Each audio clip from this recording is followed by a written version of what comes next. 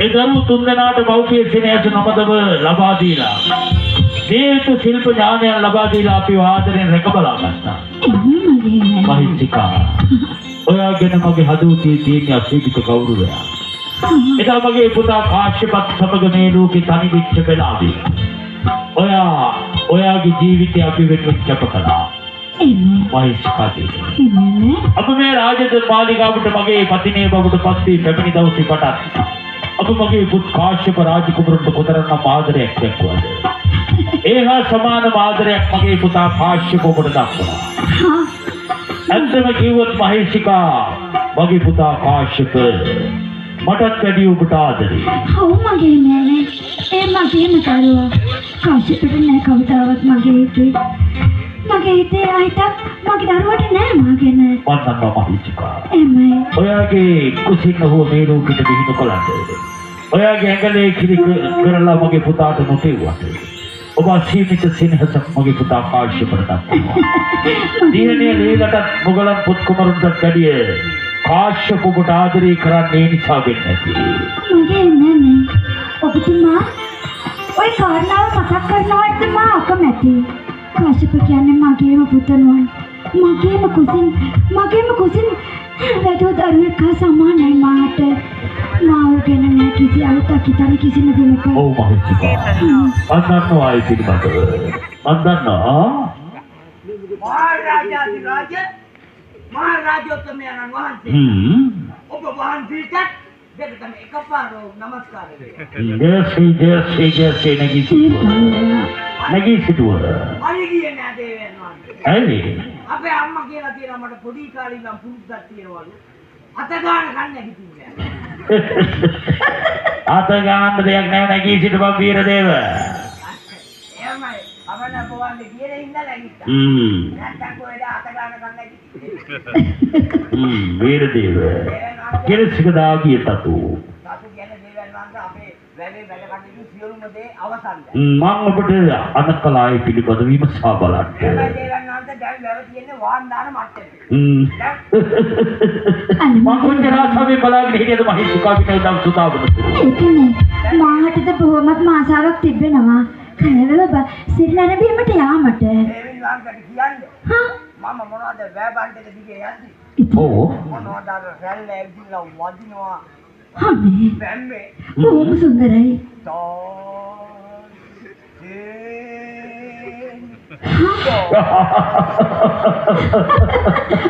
වීරදේව මහේශිකා ඒ කියන්නේ කලාවේ පිරී තිබෙන නිල් දේවර පවා මගේ නාමයට ආශිර්වාද කරනවා. එමය.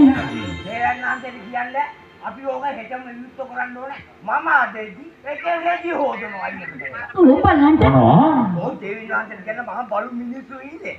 ඒකනේ. ගලගාවට ගිහලා මේක රෙදි ගොඩක් තියාගෙන සල්ලයි පෙනවුතුලයි අද මේ ගහලා ගලේ ගහනකොට රෙද්දේ පල්ලයි. වීරදේව ඒක සුදුසු නෑ. ඒ දේවර තාම විවෘත කරලා නෑනේ. එනයි මම ඒක අත්අඩංගුවට ගත්තා. දැන් දේවයන්ාන්තේ එදා අපි ඕක විවෘත කරන්න ඕනේ. හරි. නුඹ ගමන් කළාද අවුගුණ පිරිනවහන්සේගේ කටයුතු පරීක්ෂාවට? එමයි දේවයන්ාන්තේ. මොන ගෙහුණද වර්ණ නැමැති ගල්වඩුවා? මම ඒ පිරිමේ නෙරණ තැනට ගියා. එතනින් කියේ නෑ මම උගේ ගෙදරට ගියා එම දේවයන්. මොනවද? ඔහම කැලේ මැදි යද්දින් තියෙනවා පිටුරු හෙවි කරු පැල්පොත. අනේ මේක පිළිගැත්තේ ඉඳගෙන පිරිමන්දිනවා. පිරිමන්දිනවා? ඔව් දේවයන්. මොනවද පිරිමන්දින්නේ? නාද කාටවත් කියන්න එපා. මෙච්චරද නෑ. මොනවද? අය මේ නාද කියන්නේ දේවයන් නාන්දේ මෙච්චරද කියන්නේ අනේ ආසාවේ බෑ පිරිමන්දිනවා. මොනවද කොළ පිරිමන්දින්නේ? දේවයන් නාද කරගැට. අර මහා විශාල කළුගල. ඔව් ඒක කොටලා මේක ගාල්ල පින්නිලා කරගැට. තව නොබෝ දිනකින් අවුකන පිළිමවහන්සේගේ කටයුතු තහවුරු වීමේද? එහෙමයි දේවයන් නාන්දේ. එකම දවසේ අපිට සුද්ධ කරන්න පුළුවන් ඒක. හරි. මහේශිකා උඩුමහල් තලාවේ සිට පියගැට බසිමින් කවුරු හෝ රාජ සභා මණ්ඩපයට පැමිණෙනවා. ඒක තමයි මගේ යමු ඉස්සරහට.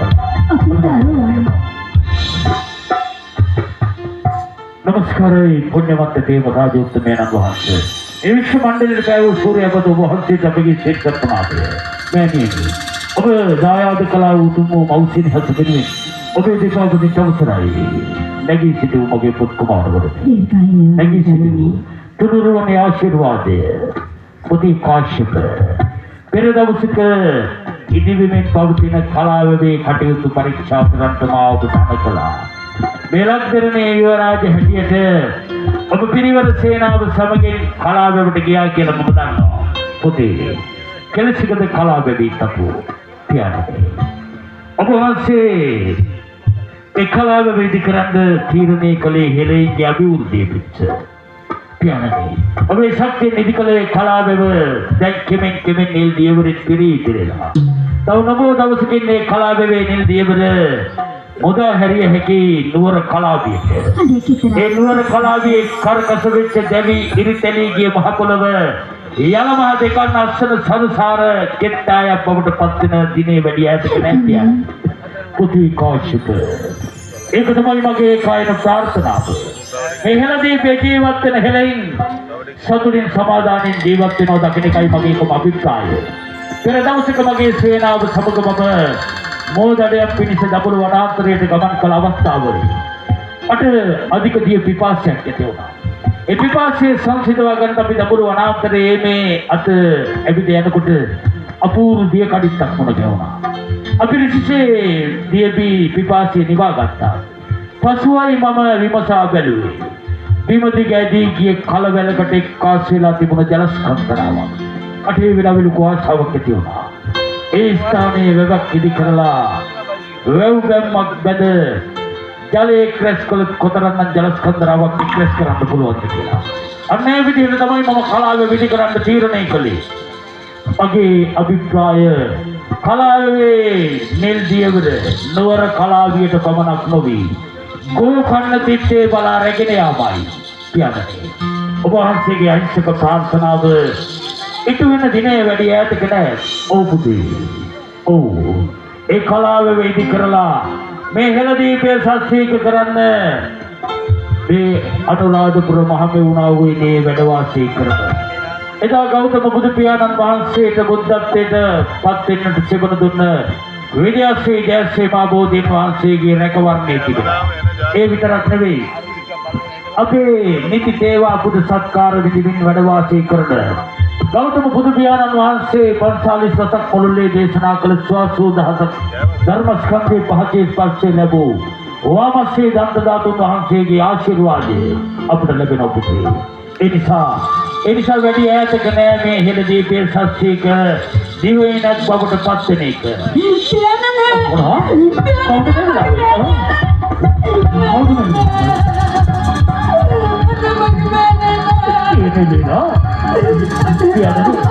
නැගණියගේ මුළු ගතම තුවාල වෙලා.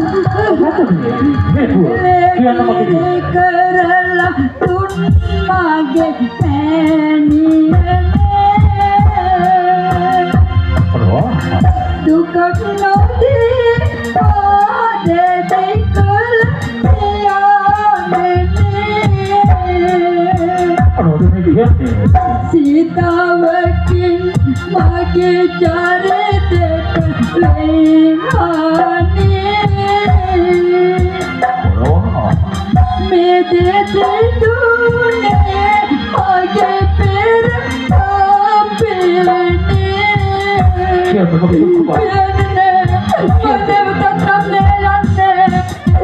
මොකටද මේගා එත මා පාවා දුන්නේ විඳි වේදනා වන් කොමද අවතන්නේ ඒ බාර අපේ දරුවා කොහොමද දෙනවා දුක් කඳුලලි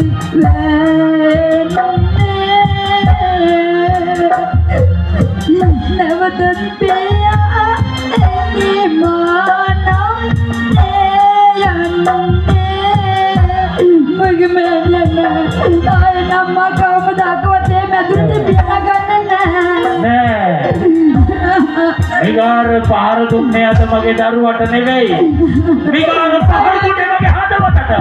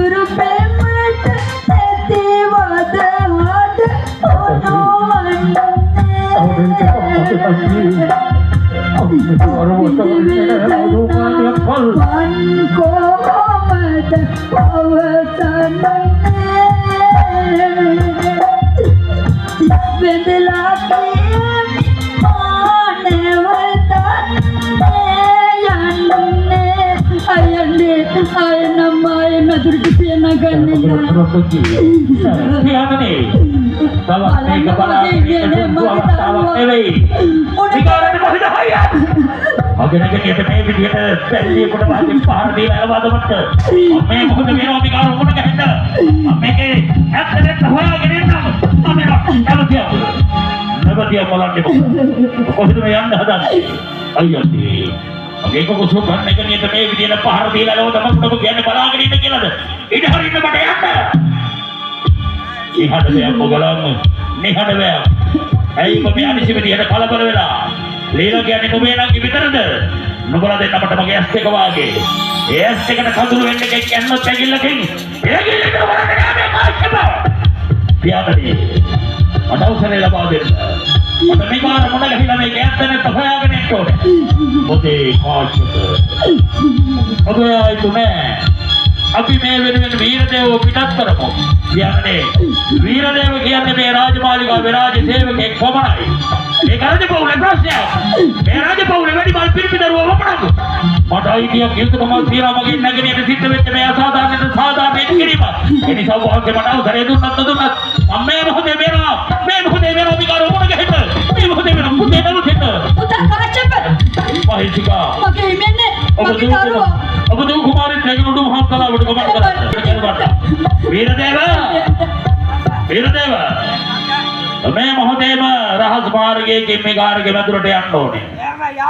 මගේ පුත් කුමාරයා මිගාර සමග ගැටුමක් කාරවුලක් ඇති කරගන්න කලියෙන් මිගාරව බල්ලක් වගේ ඇදගෙන වරෙන් මගේ දෙපා මුලට. යන්න අවසරය තිබෙනවා.